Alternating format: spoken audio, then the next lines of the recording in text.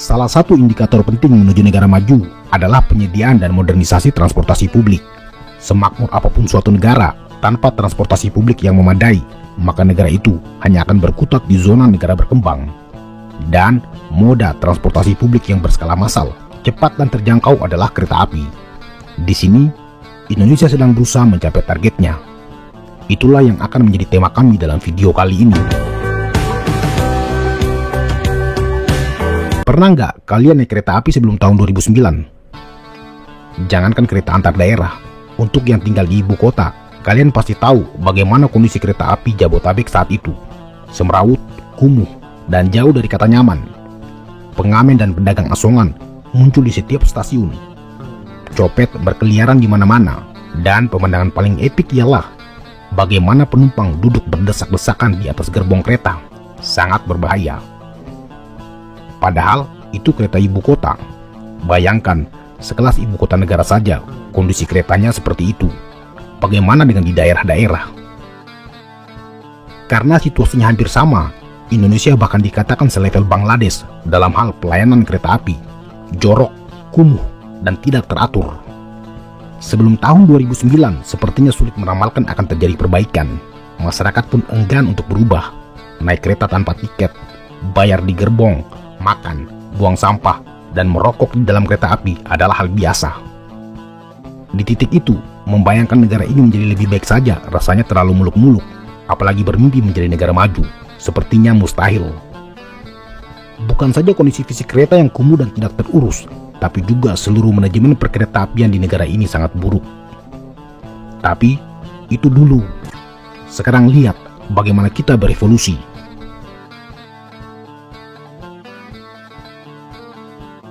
Tak sampai 15 tahun sejak Ignatius Jonan duduk sebagai pemimpin perusahaan kereta api negara atau PT KAI. Dengan tangan dinginnya, dia melakukan perubahan besar-besaran. Dari pengelolaan yang semrawut, berubah menjadi salah satu negara dengan fasilitas kereta api berkualitas di Asia Tenggara. Bahkan masuk dalam 10 besar pelayanan kereta api terbaik di Asia Pasifik, menurut World Economic Forum. Kereta listrik Jabotabek juga dibenahi dari sistem kerja, pelayanan, dan juga modernisasi stasiun. Peron-peron direvitalisasi, begitu juga gerbong kereta yang ditata senyaman mungkin. Setelah itu, negara ini juga memperluas moda transportasi berbasis rel dengan pembangunan MRT dan LRT yang menghubungkan ibu kota Jakarta dengan kota-kota penyangganya seperti Tangerang, Bekasi, dan Bogor. MRT dan LRT Jakarta direncanakan untuk terus memperpanjang rutenya, yang bisa dikatakan sebagai salah satu pencapaian terbaik dalam sejarah perkeretaapian di Indonesia adalah pembukaan jalur kereta cepat pertama di Asia Tenggara yang menghubungkan Jakarta dan Bandung dengan kecepatan mencapai 420 km per jam. Sebuah terobosan yang fenomenal untuk ukuran negara yang dulunya dianggap selevel Bangladesh dalam hal pelayanan kereta api. Negara ini berubah menjadi negara yang mengenalkan pelayanan kereta api yang lebih modern, canggih, terintegrasi, dan juga cepat. Jadi, jika 15 tahun lalu kalian duduk di stasiun Manggarai menunggu kereta menuju Bogor, barangkali perubahan yang terjadi hari ini bahkan tidak masuk dalam imajinasi kalian saat itu. Selain di Pulau Jawa, PT Kereta Api Indonesia juga melakukan reaktivasi jalur-jalur kereta api di Sumatera dan Sulawesi. Tercatat, 5 provinsi di Sumatera saat ini sudah memiliki jalur kereta api aktif, seperti Provinsi Lampung, Sumatera Selatan, Sumatera Utara, Sumatera Barat, dan Provinsi Aceh. Kota Palembang di Sumatera Selatan bahkan merupakan daerah yang memiliki jalur LRT pertama di Indonesia. Rencana pembangunan kereta api Trans Sumatera terus digulirkan sebagai upaya konektivitas seluruh pulau. Bagian Pulau Sumatera yang sedang dalam rencana pengerjaan antara lain kereta yang menghubungkan Provinsi Jambi dan Dramas Raya di Sumatera Barat, melewati Kabupaten Sarolangun, Merangin, dan Kabupaten Bungo. Kemudian juga kereta api yang akan menghubungkan Provinsi Bengkulu dan Sumatera Selatan yang bermula dari Pelabuhan Bai sampai kota Lubuk Linggau. Di Provinsi Riau, jalur yang akan dibangun melewati Pekanbaru, Perawang, Buatan, sampai Tanjung Buton dengan panjang 124 km. Dan jalur Dumai, Pelintung, Buruk, Bakul, sampai Tanjung Buton sepanjang 135 km.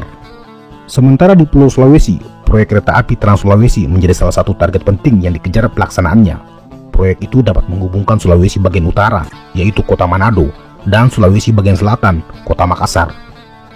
Tahun ini telah dioperasikan kereta Makassar-Parepare dengan jarak sekitar 146 km yang diharapkan sebagai langkah awal pembangunan kereta lintas Sulawesi yang dapat menghubungkan seluruh kota-kota di pulau itu. Bayangkan, jika dari Makassar kita bisa menuju Manado, melewati Mamuju, Palu, Donggala, Gorontalo, Kota Mobagu, Manado bahkan sampai ke Bitung. Atau bayangkan jika kita bisa dari kota Kendari sampai ke kota Luwuk bagian timur pulau Sulawesi. Untuk Pulau Kalimantan, karena struktur tanahnya sebagian besar adalah tanah gambut dan rawa, sehingga sedikit menyulitkan untuk pembangunan jalur kereta api. Namun belakangan, pemerintah Indonesia merencanakan ulang pembangunan kereta api Borneo setelah Russian Railways menarik diri. Proyek pembangunan jalur kereta api Borneo sepanjang 203 km senilai 53,3 triliun nantinya akan melintasi Kabupaten Penajam Pasir Utara, Kabupaten Kutai, sampai kota Balikpapan. Begitu juga di Papua, pemerintah Indonesia sedang merencanakan pembangunan transportasi kereta api dengan rute Kabupaten Merauke sampai Bovendigul sepanjang 600 km dan melewati 7 stasiun yang rencananya akan dimulai pada tahun 2025. Pembangunan jalur kereta api itu akan menjadi yang pertama di Pulau Papua. Progresivitas yang dilakukan PT Kereta Api Indonesia, MRT Jakarta, dan Kereta Cepat Indonesia ternyata juga diikuti oleh badan usaha milik negara lainnya yang terhubung. PT Inka salah satunya. Perusahaan milik negara ini merupakan pemain penting dalam industri kereta api, bukan saja dalam skala nasional, tapi juga skala internasional. PT Inka adalah produsen manufaktur kereta api pertama dan terbesar di Asia Tenggara. PT Inka mensuplai kebutuhan komponen kereta dalam negeri dan juga telah mengekspor produk-produknya ke Australia, New Zealand, Filipina, Thailand, Malaysia, Singapura, dan beberapa negara lainnya. Sejak moda transportasi berbasis rel di Indonesia berevolusi menjadi lebih baik, PT Inka juga menuntut dirinya untuk melakukan terobosan. Salah satunya adalah dengan memproduksi LRT tanpa masinis yang kini digunakan oleh LRT Jakarta. Jadi, LRT Jakarta yang dioperasikan tahun 2023 ini adalah produk buatan dalam negeri. Moda transportasi berbasis rel memang membutuhkan sosialisasi lebih aktif, khususnya di luar Jawa, karena rata-rata masyarakat di wilayah itu belum terbiasa dengan penggunaan kereta api, berbeda dengan di Pulau Jawa yang sudah sehari-hari menggunakan moda transportasi ini untuk perjalanan jauh. Jika kita bicara sejarah kereta api, maka Indonesia memang negara pertama di Asia Tenggara yang memiliki jalur kereta api, bahkan negara kedua di Asia setelah India. Indonesia memiliki jalur kereta api tertua yang dibangun pada tahun 1864 yang menghubungkan kota Semarang dan Kelurahan Tanggung di Jawa Tengah. Dari situ perkembangan kereta api terus berlanjut, bukan saja di Pulau Jawa, tapi juga di Sumatera dan Sulawesi. Pembangunan jalur kereta api Aceh dibuat tahun 1876, di Sumatera Utara tahun 1889, kemudian di Sumatera Barat pada tahun 1891. Sementara di Sumatera Selatan dikerjakan tahun 1914, dan jalur kereta pertama di Pulau Sulawesi dibangun pada tahun 1922. Untuk Pulau Kalimantan, Bali, dan Lombok saat itu memang belum sampai tahap pembangunan. Pada perkembangannya, penggunaan transportasi kereta api di Indonesia terus berlanjut. Hingga menjelang kemerdekaan, total panjang jalan kereta api dan tram di Indonesia mencapai sekitar 8.000 km. Sayangnya di era Orde Baru, penggunaan kereta api tidak lagi menjadi prioritas pemerintah. Transportasi darat berbasis rel diganti dengan penggunaan kendaraan berbasis roda. Jalan-jalan dibangun untuk memperluas operasional mobil dan motor. Banyak jalur kereta api peninggalan Belanda dan Jepang dinonaktifkan. Beberapa alasan penghentian tersebut karena sepinya penumpang dan juga mobilisasi sumber daya alam lebih mengutamakan penggunaan kendaraan bermotor. Alhasil, di era itu tercatat sekitar 3.343 km jalur kereta api sudah tidak lagi dipergunakan dari total 8.159 km atau jalur kereta yang dibangun sejak era kolonial, 40%-nya sudah hilang. Berdasarkan data, saat ini Indonesia berada di posisi 28 dunia yang memiliki jumlah rel terbanyak. Meskipun untuk kawasan Asia Tenggara, Indonesia menjadi yang pertama dengan total 7,2 ribu kilometer di atas Thailand dan Malaysia. Namun dengan ukuran luas negara ini, jumlah itu masih belum ideal. Kini pemerintah Indonesia berusaha menghidupkan kembali beberapa rute kereta api yang dulu hilang, sekaligus membangun jalur baru demi mengejar target pertumbuhan ekonomi masyarakat. Apa yang menjadi kendala adalah banyak rel yang sudah lama terbengkalai, beralih fungsi, bahkan diduduki secara ilegal oleh warga. Kemudian untuk pembangunan jalur baru selalu bermasalah pada pembebasan lahan. Yang juga menjadi perhatian serius pemerintah Indonesia adalah mengubah budaya masyarakat yang selama beberapa dekade terbiasa dengan kendaraan bermotor. Di kota besar seperti Jakarta, perubahan penggunaan transportasi massal skala cepat seperti kereta api, MRT, dan LRT adalah sebuah kebutuhan dan alasan efisiensi.